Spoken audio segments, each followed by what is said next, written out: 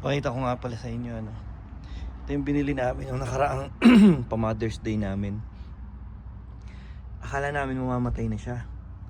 Nakita ni Ninang, sumisibol ulit yung mga dahon niya at bumulaklak ulit siya ng maganda.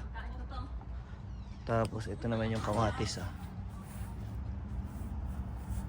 diba? Malalaki na yung bunga niya. Daming bulaklak niyan. Magaling talaga si Ninang mag-alaga ng ng halaman. Lapit na yan, may ma-harvest na. Hindi yan suka ha, lalagyan lang ng suka. Pero lalagyan niya ng pandilig yan. Ganda. Kasi ang balak namin, ipapasok na lang siguro namin sa bahay pag nag-winter. Para kasi hindi nito kakayanin ang winter sa labas. Pero alam nyo, ang mga rose ay perennial. Ibig sabihin, nagsusurvive siya even during winter. Ewan ko lang kung sa liit ng halaman na yan, kung kakayanin yan sa labas. Kaya siguro ipapasok na lang namin. Nangangamoy fall na naninilaw na. Sisimulaan na. Ayan na, nalalagas na.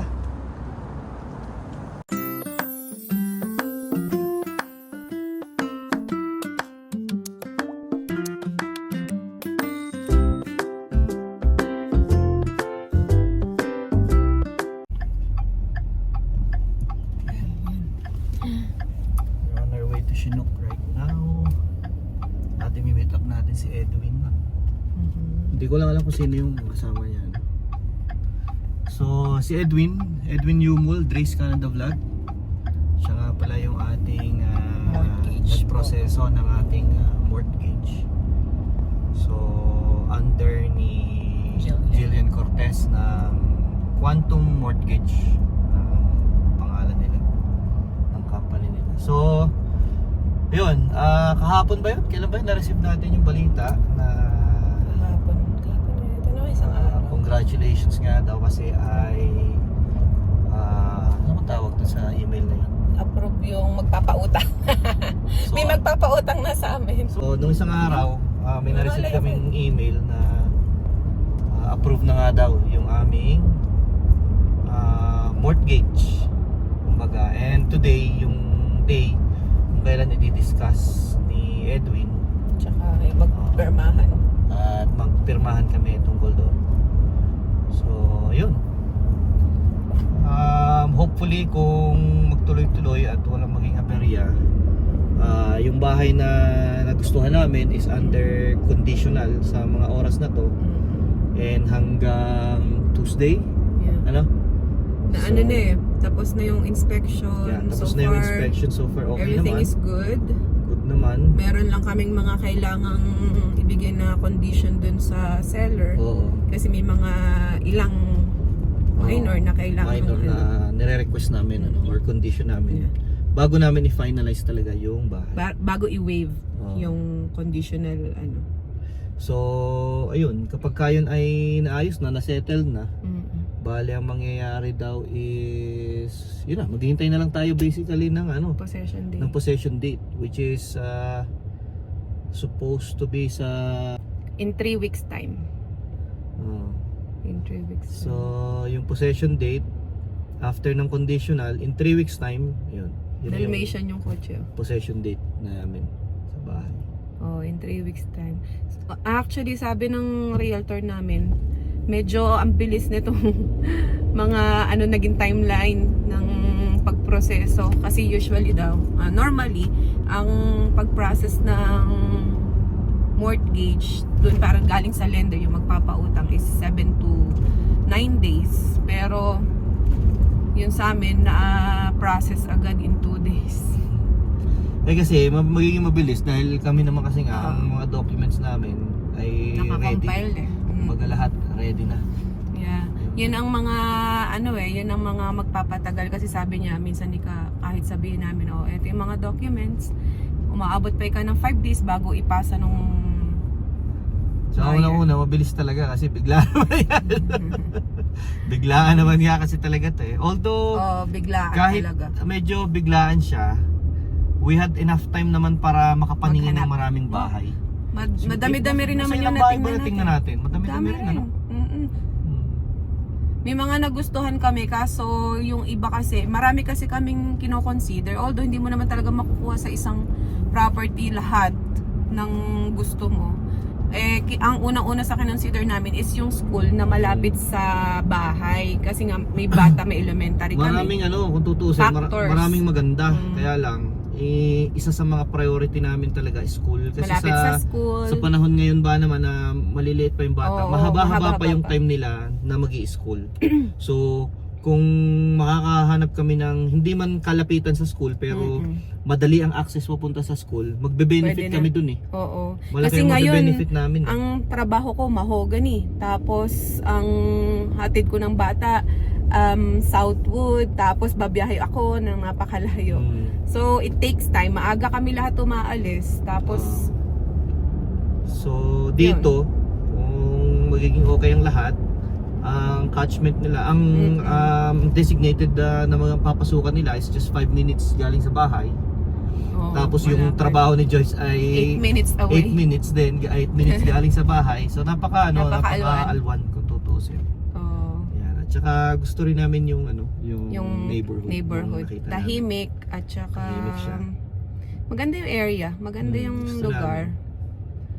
Kaya ayun. So hopefully in the Tapos future, parehong malapit sa trabaho namin kasi sa kanya mas lalapit pa rin siya. lalapit kasi siya along 52nd Along Diretso. 52nd Street lang siya, isang diretso. Unexpected kasi may mga situations na hindi mo inaasahan kaya kaysa maghanap ka ulit ng rerentahan di Dapat to, ang original na plano ay tatapusin sana namin ang aming kontrata sa aming inuupahang basement.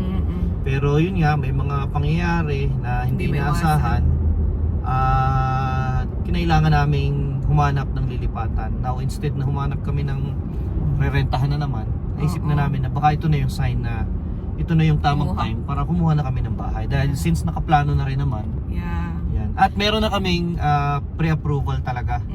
Kumuha na kami, although hindi pa naman talaga plano. Hindi pa namin Kasi plano nga, talaga. kasi ang plano is tapusin talaga ang kontrata ng tenancy namin. Pero maaga pa, kumuha na kami ng pre-approval kasi kapag may mga open house, gusto rin namin maningin. Para lang alam namin yung Para range lang alam ba? namin yung range namin, yung limit Na hanggang saan namin. ka lang ba pwede? Pero dahil nga sa mga pangyayaring hindi inaasahan, yung napaaga talaga Napabilis. yung paniningin namin na talagang napakuha na nga kami talaga ng bahay na lilipatan. Yun ang istorya. So siguro kapag ka okay na ang lahat, saka namin i-detalye sa inyo kung ano ba yung mga nangyari na yun. Sa ngayon hindi muna namin i-disclose for privacy reasons. So dito kami mag-meet up sa Joey Chinook. Pero syempre dahil mahihain tayo. Hindi ko na ulit yun iba-vlog. Ayan, ganyan lang. Ang nararamdaman mo, nagkakalinaw na. Kinakabahan. Kaya ko bang magbayad? Nagkakalinaw na. Hindi, syempre. Bago naman namin pinasok yan naman inaral ng mabuti. Ni Mami. Hindi naman namin papasukin yan kung kumbaga niya. Hindi kakayanin. Kakayanin yan, positive lang. Utang lang ng utang. Nasa Canada Mag sa Canada, buhay utang. Ganun talaga. It will be the biggest utang so far. Ayan. 2,000 years later. House ng meeting namin with Edwin and his wife, kay Dayan. At ngayon nakauwi na kami sa bahay. Smooth naman ang aming na pag-usapan, na pag-meetingan doon tungkol sa financial side ng aming pagkuha ng bahay. So wala na tayong problema sa mortgage. Approved na tayo. Tinanggap na ng bangko yung mga requirements para sa yung mga requirements na kailangan sa atin at sureball na, kumbaga sureball na tayo ay pahihiramin na ng pera para sa mortgage. So ngayon ang mangyayari na lang ay yun yung last na proseso sa lawyer. Ngayon naman, gagala kami papuntang IKEA. Di ba ng furniture? Kaya nga. Daan nga natin sa ano, kawawa ng bull baby bullet ko. Daan natin mamaya, pag-uwi. Kung anong oras makauwi. Hanggang anong oras ba IKEA ngayon? Ba, hindi ko nga alam pala. Nilingin tayo ng ano, ng mga gamit, furnitures dito sa IKEA. Yan. Tayo dito. Bakit lagi lamesa pinupuntahan mo? Favorite spot mo yung kusina.